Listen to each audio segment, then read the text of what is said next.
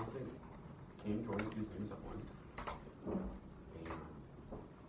well, Hannah's your roommate, right? So like, Well, I have class at 5, and this is 4 to 6, but class is in person. Alright, well, alright, it's in person.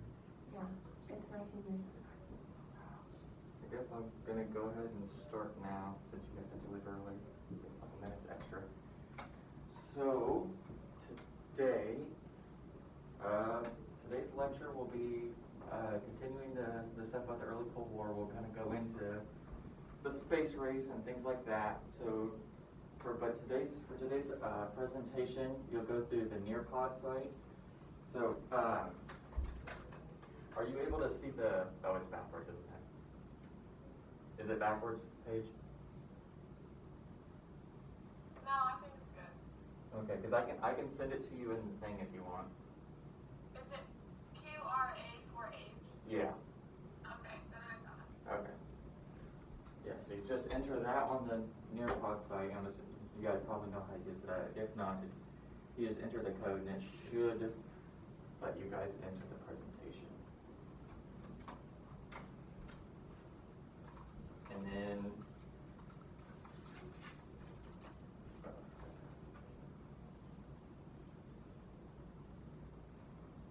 so I gotta send you these this note sheet real quick, Paige. It'll come in your email here in a second.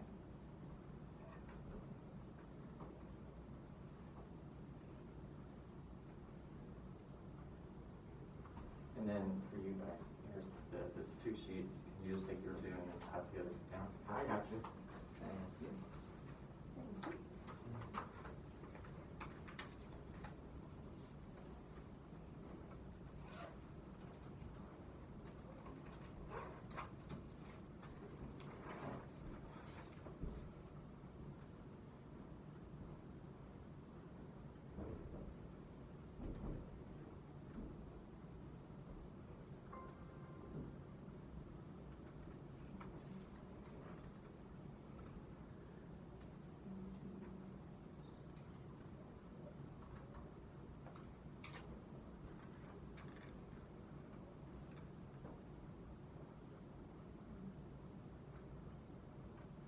Alright, so I sent the note sheet to you, Paige, so you should be getting that here shortly. And then when you get that, you just kind of fill in the blanks as we go along. So is everybody linked in with that?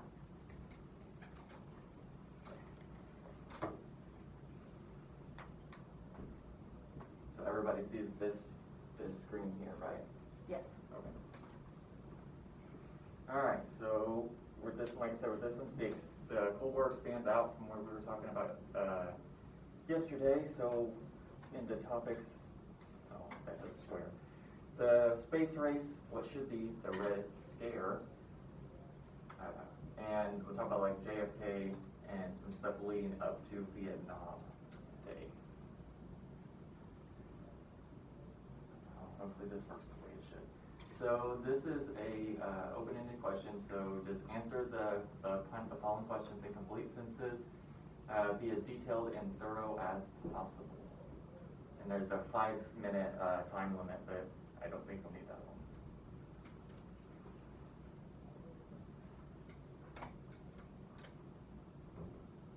Did you put your name was food? Maybe. Can you seem good? Yes. If you're able to. I didn't think you were even going to be able to. We have to keep our names school appropriate. Thank you. It popped up on your guys' screen, the typing page, right? Mm-hmm. Okay. I don't get to see that screen when I look at it, so I wasn't sure.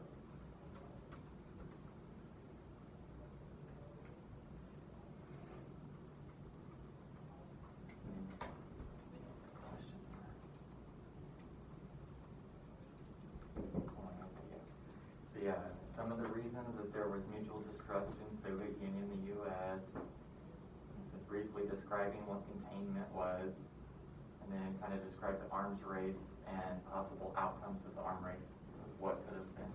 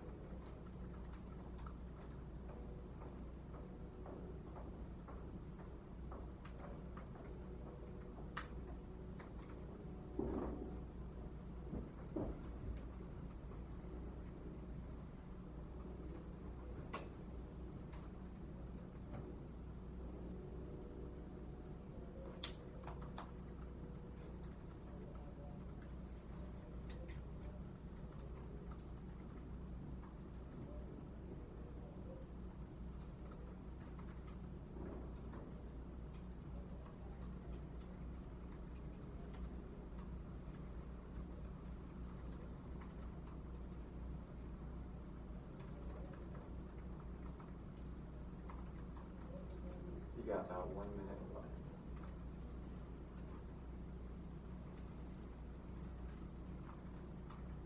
So no stress if you don't get through the whole thing, just try to kind of fully form whatever it is part you're, as the time winds down, what part you're on. Try to finish whatever question it is that you're working on.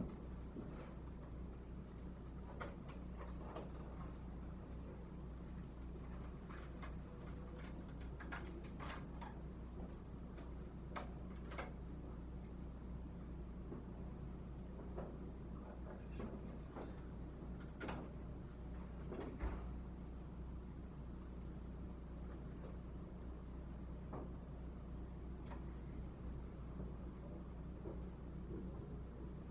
Alright.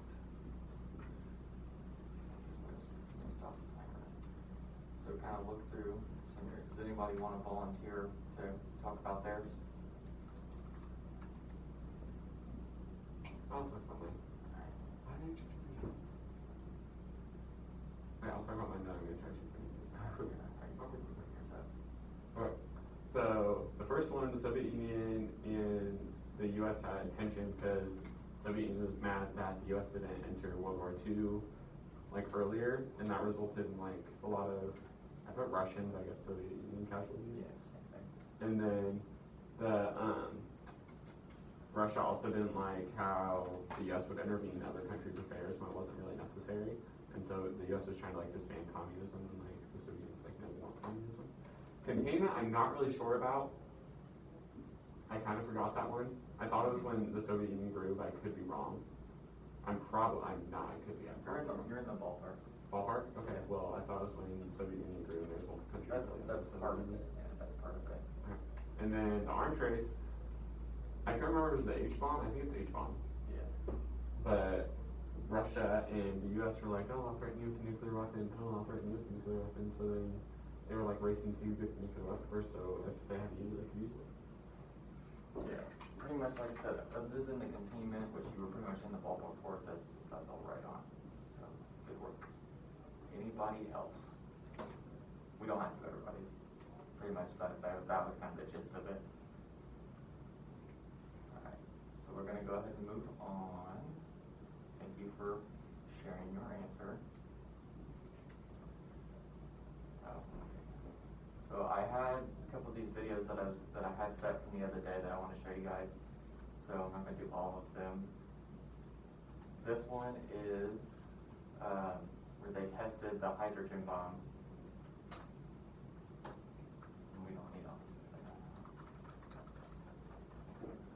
There it is. Are you able to see the screen page?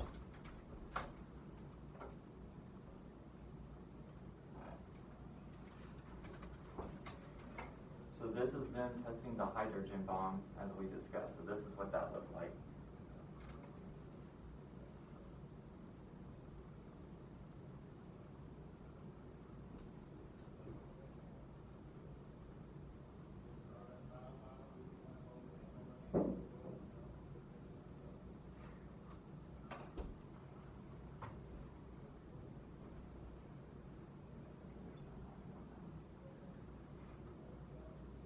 Man, I'm turning the audio up, could turn it down. I got here just in case. Okay, I'll mess with it on the next one. So then, the other one, I'm not gonna show there's also footage of the Soviet testing theirs, but it's almost the same thing. So you get the gist of that. And then this is the cartoon they made to kind of teach kids how to survive the atom bomb.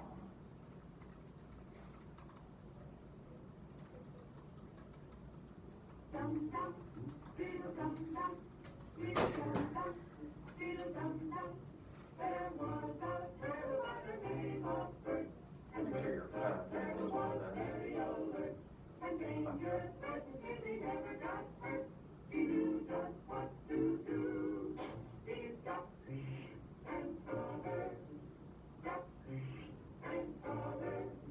He did what we all must learn to do. You and you and you and you. Stop and cover. Be sure to remember what Bert the turtle just did, friends, because every one of us must remember to do the same thing. That's what this film is all about. Duck and cover. This is an official civil defense film produced in cooperation with the Federal Civil Defense Administration and in consultation with the Safety Commission of the National Education Association. Produced by Archer Productions. We're not gonna watch the whole thing because it's 10 minutes long, but pretty much the gist of it is that cartoon where they're like teaching the children that if I think there were sirens, if there were the bomb sirens went off and stuff and you weren't able to get to safety, you would duck and cover. So like you duck and cover, like you talked about briefly, that they told them that, you know, to hop in a ditch if you're outside or your basement, or if they were in the school, you know, they climb underneath their desk, and so, you know, like I said, duck and cover. So those are from yesterday. So then this is today's content. So you just kind of have to pay attention on the slides because I wasn't able to figure out how to underline the portions in the slide, so you just kind of have to work it out.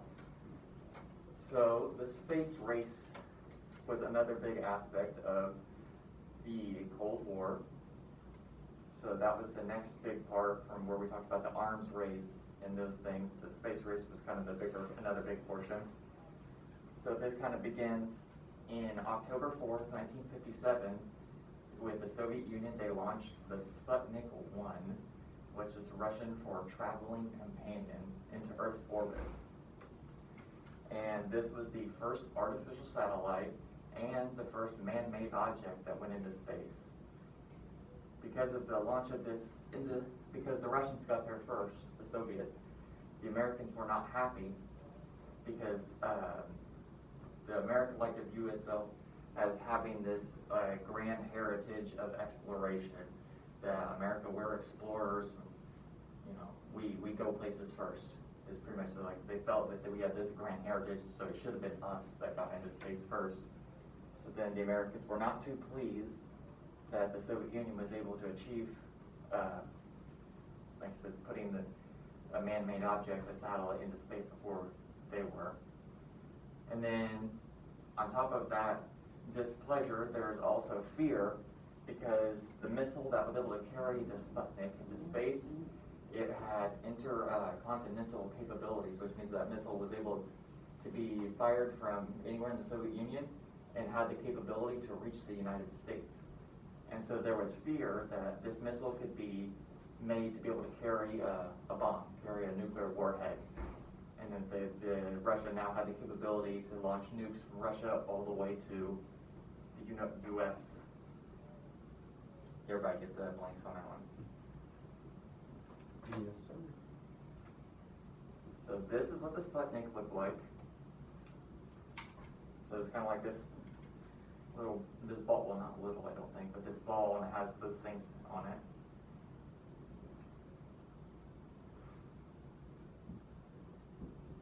And so the U.S. was greatly determined not to be outdone by the Soviet Union. So then in 1958, the United States launched its own satellite, the Explorer 1. And the Explorer 1 was created by a rocket scientist. There was a joint program between rocket scientist Wernher von Braun, for sure that's it, and the military, the U.S. military.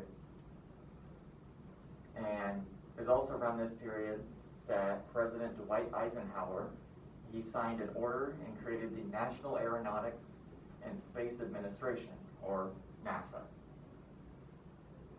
So essentially NASA was kind of created, like I said, during the early height of the Cold War in a way to compete with Russia. So NASA is kind of a product of that.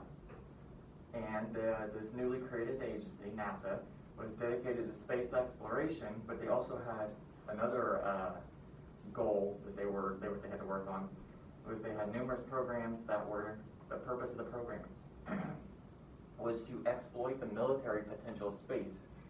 So the U.S. was kind of interested if there was some kind of way, like I said, if there was something with space that we could do that would, we would do, involve military or combat potentials. So did everybody get everything off that slide? All right, does anybody have any questions about anything we've talked about so far? Okay, and then I'll bring it up now. The questions you guys had yesterday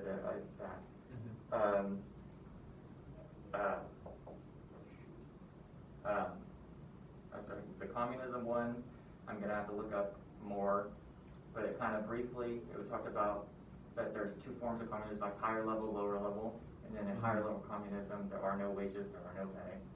So then that's not really the answer to your question. And then there's the lower form, when the pay is more universal, kind of, but I'm gonna look more into that. And then the other question was about, remind me what the other question was. I think it was Stalin's Yeah, like okay. official Yeah, title. Okay, yeah. So it said that, it did say when I looked it up, it did say he was technically a dictator. And it said that his official title was the Premier of the Soviet Union, is what they called that. So that answers that. So this is the Explorer, the satellite that the US launched. Looks quite a bit different than the Soviet Union, one that they launched. Alright, so man in space. So then now, like I said, as we talked about the whole kind of thing with these races, the arms race, the space race, it kind of just goes one for another, so one does one, the other one has to top the other. So then, not to be beaten by the US, the Soviet Union, then they won up their game. And they launched the first man into space on April 12th, 1961. This man his name was Yuri Gagarin. I may be butchering that, I'm not sure. He was a Soviet Air Force pilot and then was essentially the first cosmonaut, which is what they called their astronauts. And he, like I said, he became the first man to ever enter space. And then, in May 1961, the United States, they launched their own man into space. His name was Alan Shepard, and he became the first American man to enter space. And then following this led to who was then President John F. Kennedy. He made the bold claim that the United States, we would have a man on the moon by the end of the 1960s. And people at the time thought, well, that's crazy. That's crazy. But then, like I said, we already started to put people into space, so people landing on the moon isn't that far-fetched anymore.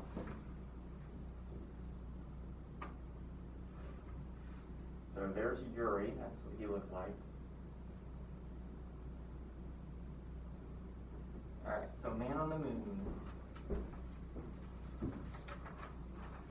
So President Kennedy's prediction it did come true. And on July 20th, 1969, Neil Armstrong, he became the first man to set foot on the moon. And this was part of the Apollo 11 mission. There's the popular photographs of him with the planting the flag and the footstep on the on the moon surface. And because the U.S. was the first one to get the man on the moon, this was ultimately seen as one of the greatest victories of the space race. And this essentially was able to bring the entire space race to its conclusion. And it was kind of viewed that the Americans had won, is that we got a man to the moon. Russians may have got a man, the Soviet Union may have got a man to space first, but we got somebody on the moon. And so then it kind of started like the American myth, I suppose, that the American astronauts kind of became seen as the ultimate American heroes. And the Soviet cosmonauts were the ultimate villains, with the Soviet Union constantly trying to one-up the Americans in favor, showing that communism is better.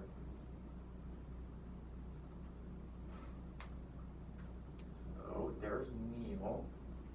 So then there's, like I said, there's the picture on the left portion there, one of the famous photographs of him on the moon with the flag, and that the flag is still because there's not wind,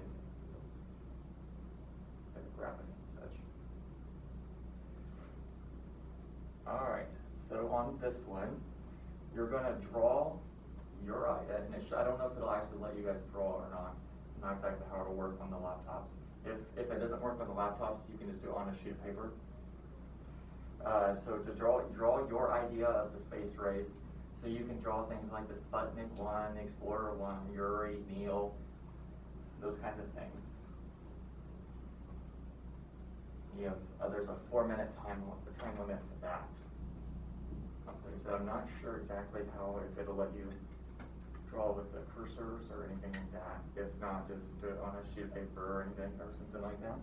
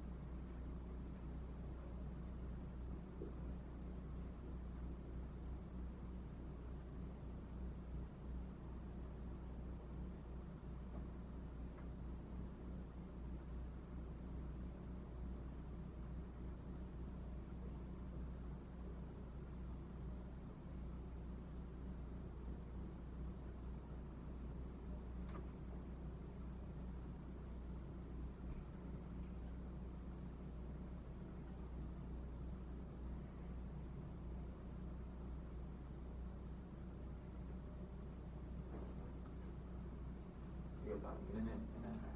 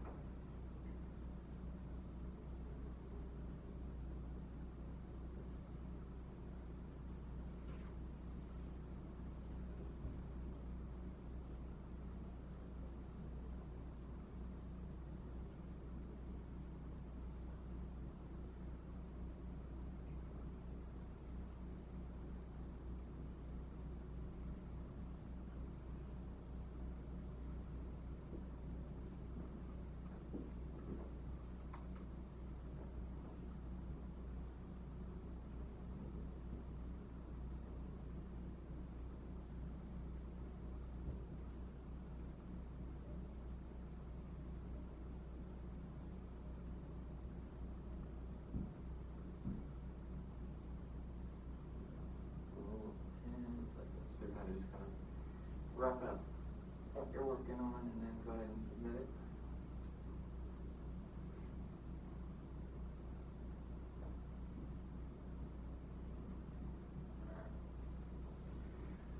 So I'm gonna have you guys briefly talk about it before you guys end up having to leave. So we'll start with Connors. I tried changing my name before. But anyway, so I drew a little race, and the Explorer 1 was like a rocket ship, so I drew a little rocket ship, USA on it, and then the Soviet Union was a little ball with like some antennas off of it, so I drew that, and then it's like a little finish line, and then that little thing I was gonna put detail on it, make it the moon, but I didn't have time to submit. Alright. I like it. Alright, Renee, do you wanna tell us about yours? Sure. So, on the left side, we have 1958, we have the little Explorer 1 traveling around the Earth. And then on the other side, we have the moon with Neil Armstrong just hanging out there in 1969 when he landed. And then go USA because we beat the Soviets to get on the moon. Nice work. And Paige, you want to go and tell us about yours? Oh, sure. Mine looks rough compared to yours. So I drew the Soviet Union's satellite, and then the US's, and then I drew the moon to represent the race to the moon, and then I tried to draw the American flag, and then how also in the US, like how NASA was created amongst the race and trying to be better than the Soviets. Alright. So, yeah, that's good work. So everybody did pretty good on there. Well, not very good, you guys did good. Art is subjective. So everybody did good on that. I'll go ahead and start this, and then you guys will probably have to take off. So the Red Scare, we kind of briefly mentioned this yesterday. So then, beginning in 1947, the House of Un-American Activities, or I'm not sure if you pronounce it or you say it, so just HUAC, began a series of hearings that were kind of designed or set up to show that communists, or that communism in general, had kind of begun to seep into the U.S. and that there were dirty commies among us, hidden, and they're trying to kind of subvert American democracy and that sort of thing, the kind of fear-mongering. And then a lot of this was really seen, and again, was in Hollywood, where the HUAC, they forced hundreds of people that worked in the movie industry to renounce their left-wing political beliefs. And then some of these people were even forced to kind of testify against each other about being communists or being leaning toward communist ideas, so which is where you get the left wing, where it kind of leans more, they were afraid like socialists, I believe. And then over the course of this witch hunt for the communists in Hollywood, over 500 people lost their jobs.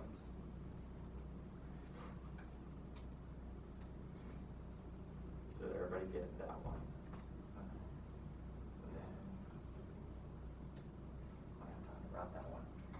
So then a great deal of these people, then they were, it's called blacklisted, so they were pretty much, they were forced into like an exile, and a lot of these people, they were unable to find any work in Hollywood again for over a decade because of this. They were, the term blacklisted, they were like, essentially like they're put on a list of, do not hire. So then the HUAC also began to accuse people in the State Department, so within the government itself, of engaging in activities that were designed to work against democracy or America.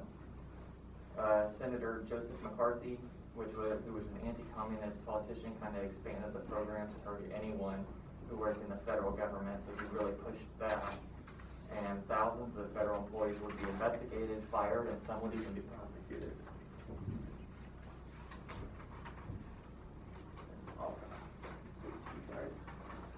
So, thank you guys for participating while you were able.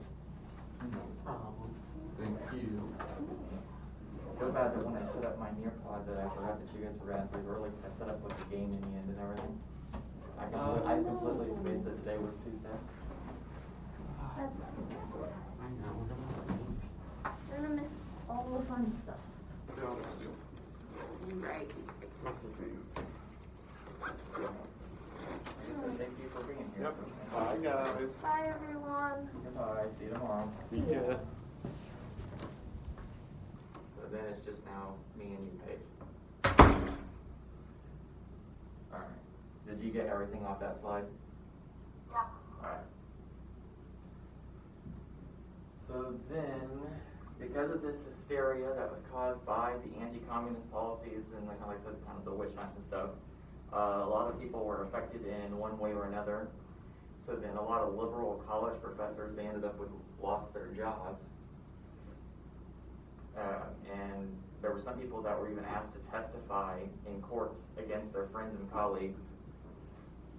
And then also loyalty oaths kind of began to kind of become a common practice. That was then, so you'd be, like, you declare your loyalty to your country, you know, to democracy, capitalism, that sort of thing. I think mainly it's focused on your country. You declare that you're loyal to your country. And then, so this is my collaborate board, which necessarily won't work so well with just one person, but we'll go ahead and do it anyway. So then on this, you just kind of post either an image, so you can Google an image, or you can just kind of put a comment on the Red Scare, and then kind of, like I said, feel free to comment on each other's, but that's not going to happen. So go ahead, and since it's just you, go ahead and try to do like 3. So like you can do an image and 2 opinions, or an opinion and 2 images, something like that.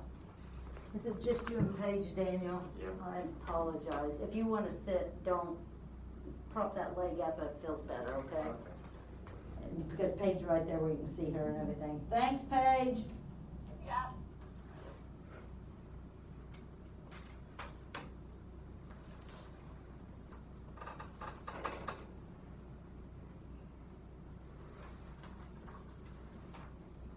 Oh, I think there's like comments on that too.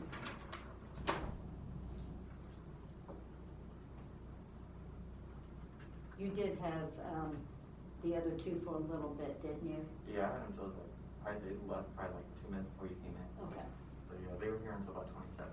okay.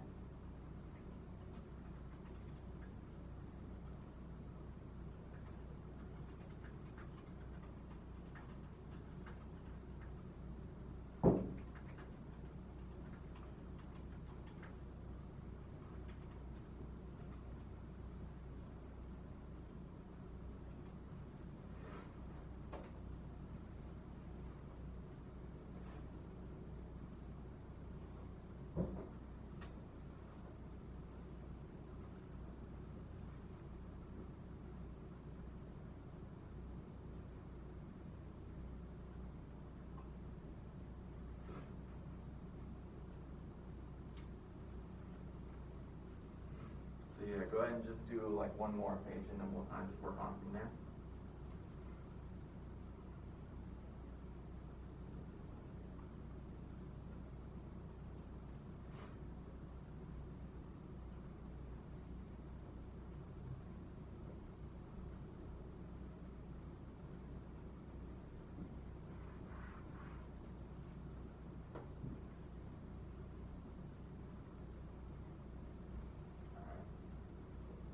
So do you want to kind of describe your stuff that you posted on there? Sure. So the image, I thought, I just looked it up and I kind of thought it represented it well. It just how like America would do all that they could do to find communists in America or spies, and how it was like seen as a threat, and these people are a threat to you no matter what, no matter if they're communist or not. And like it's your duty to report them. Yeah. And then I put America was scared of their country being overtaken. I just feel like, I don't know, I think that kind of connects to what I was saying, was just like they were scared that their democracy or who they were was going to be overtaken by communists. And I think that fear, maybe sometimes irrational fear, I don't know though, it's evident like through the Red Scare, if that makes sense. Yeah. And then I put many people lost their jobs due to the Red Scare and fear of communism, which I know we have said that, but just how you had said like 500 people lost their jobs, and then because this was so like big and evident, they couldn't get a job for like a decade. Yeah. So yeah, those are all really good points. Like you said, I like your the propaganda piece picture. like I said, I kind of agree with you that that kind of really encompasses the entire idea of the Red Scare. Like you mentioned that the stuff about that it's your duty to kind of be on the lookout and, you know, report suspicious people, activities. That was really good because I don't think I really mentioned that myself. So that was good. And then, yeah, about America being scared that their country's gonna be overtaken. I'm sure that was a really big fear. And then I'm sure also, yeah, like you said, that it was somewhat irrational too, because then people were probably reporting people for things that weren't even necessarily communists or anything like that. It was just, they were scared. So, good work on the collaborate board. Alright, so now we're gonna kind of move on beyond just the, America. And we're gonna look at the wider world in general. So, like I said, the Cold War kind of affected other places other than just the Soviet Union and the U.S. So, like an example would be in June 1950, the Soviet-backed North Korean People's Army, they invaded their southern neighbor, South Korea, which was at the time was pro-U.S., pro-Western. And then, because of the Red Scare, the fear of the communism spreading from outside of the Soviet Union, America was kind of afraid that this was the Soviet Union's, like, their grand scheme, their evil plan for their world domination, and this was the first step in the communist plot to just kind of spread the communism around the world. And so America ended up sending troops into Korea, where we fought not necessarily war, but it is war, it's battle. And then that war kind of stretched on for a period of a few years, and then it kind of ended in a stalemate in 1953 with really neither side really coming to a victory, a clear victory. And then we ended up with the modern day with, you know, there's the line between North Korea and South Korea, or the demilitarized zone. And then, so yeah, and like I said, they didn't really quite, North Korea didn't win, but South Korea didn't necessarily win either. They kind of, like I said, just kind of ended in that stalemate. And then, in 1955, the United States and some of the other members of the North Atlantic Treaty Organization, or NATO, they decided to kind of include West Germany as a member, and then they also allowed them to remilitarize, because following the period after the Second World War, Germany wasn't allowed to have a standing military. So then, because they were allowed to form up into NATO, they were allowed to reform their military and those sorts of things. And then the Soviet Union, they weren't happy about that, because they kind of split, you know, Berlin specifically, and then there was West Berlin and East Berlin, with one side being more pro-West, and then the other side was controlled mainly by the Soviet Union. And so the Soviet Union, like I said, they didn't like that that the U.S. and the NATO in general allowed West Germany to reform their military. So they formed the Warsaw Pact, which was a mutual defense organization between several nations, including the Soviet Union, Albania, Poland, Romania, Hungary, East Germany, Czechoslovakia, and Bulgaria. And then they also, I think, pretty much, yeah. They formed that pact between those. So similar to World War II, where the nations made pacts with each other to come together their defense, it's sort of like that. Did you get all the points off that slide for the notes? All right. Any questions about anything so far?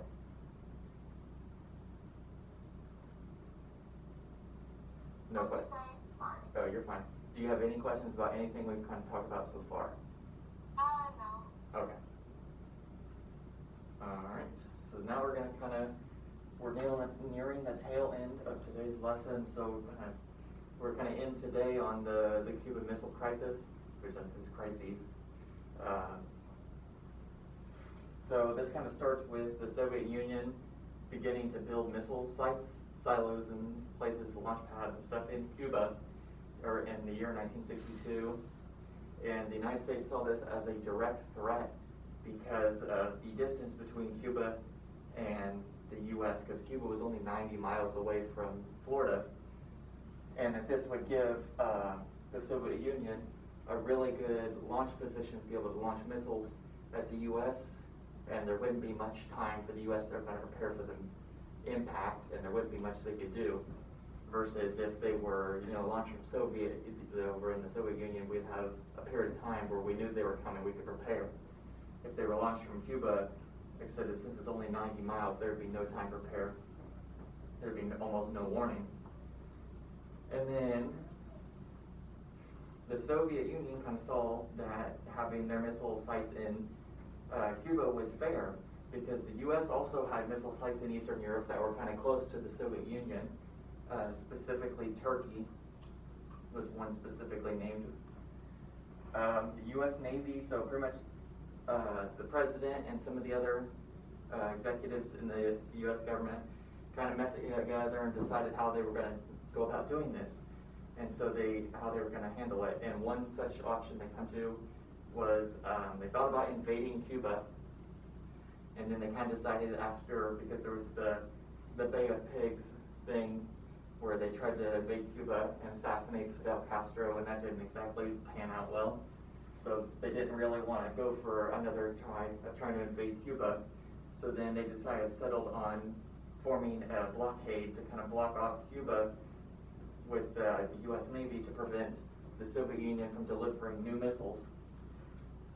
And on October 24th, the Soviet ships finally arrived at this blockade. And so then if they tried to ram them or fire on the U.S. ships, anything like that, any attempt to kind of get past that blockade probably would have been considered an act of war.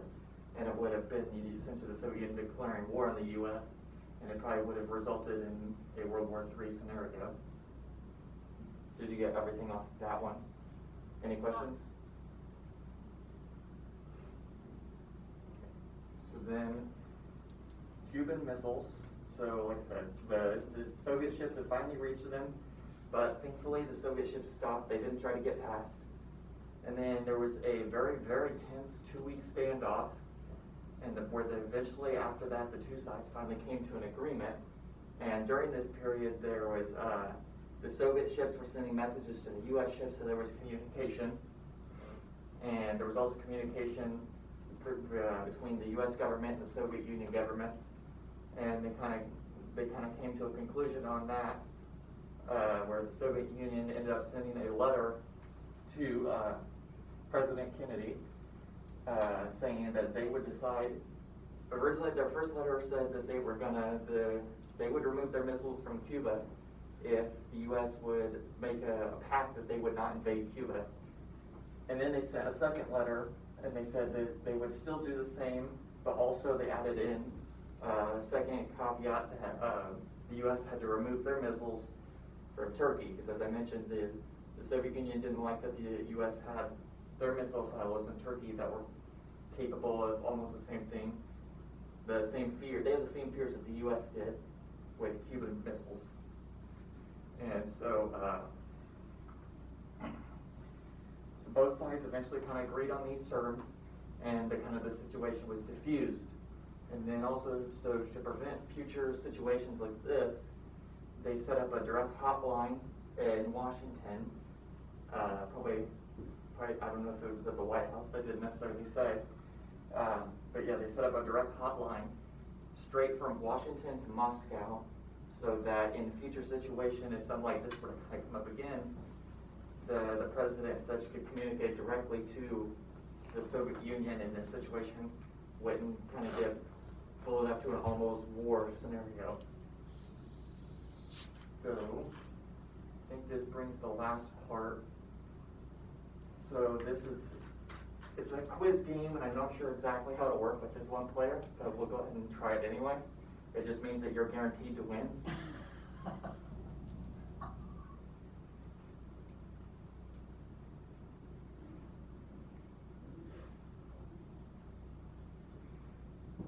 So it should ask you to choose a name or an avatar or something like that, I think.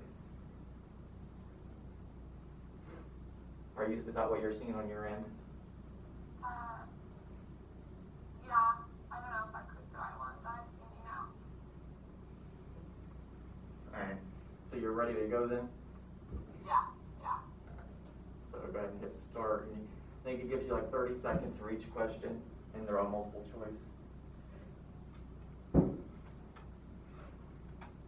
So the first question is, what was the space race?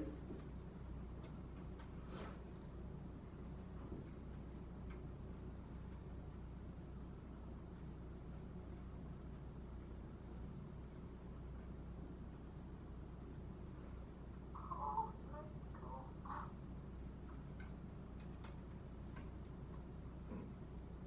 Moves on. So yeah, the second question is, what was the name of the first man-made object in space? It's weird because I told it to randomize the questions, but I think it's still doing them in order. And it also doesn't tell me the right answer when you choose it. What was the first man to reach space?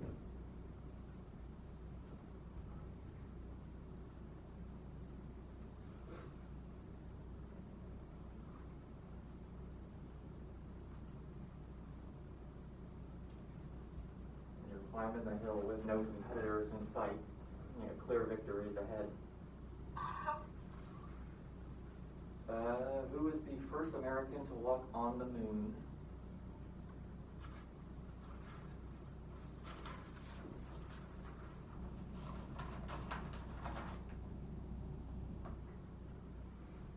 Which president made the bold claim that the U.S. would have a man on the moon before the end of the 60s?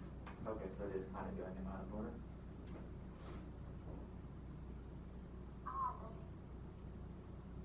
If you had more students playing, would there be more little men that Yes. run out there? Okay. That's good. It'd be a lot more competitive if Yeah, there were yeah. more people. Oh, yeah. Oh, yeah. I What get it. was the Red Scare focused on?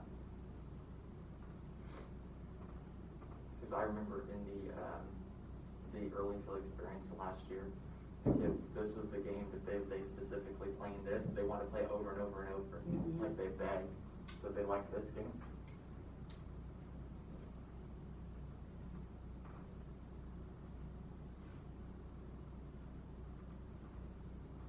What was the name of the committee that oversaw the hunt for communist activities in the U.S.?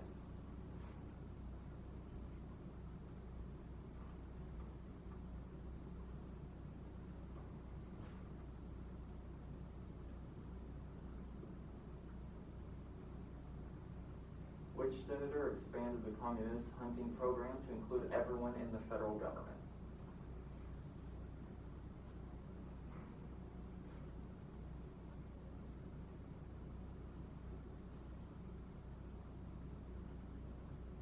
In the early 1950s, this Soviet-backed nation attempted to attack its neighbor, resulting in American intervention and a brief war. Is she on Zoom? And did you set that up, or did she have? The Zoom? The Zoom call, I set that up.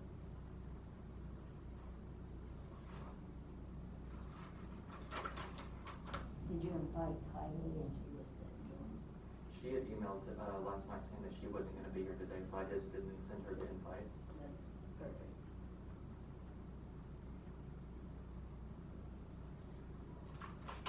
In 1962, the Cuban Missile Crisis, again, occurred, and what was the cause of this event? And this is your last question.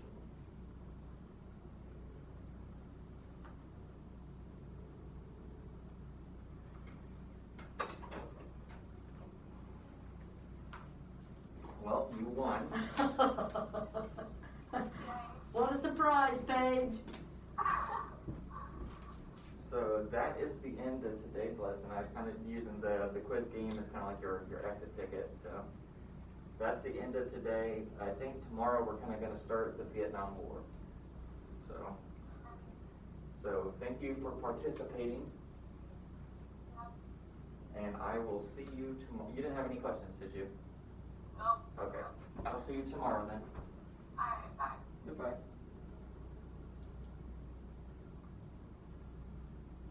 Is she off? Yeah. You are doing so well. You have, oh, Olivia,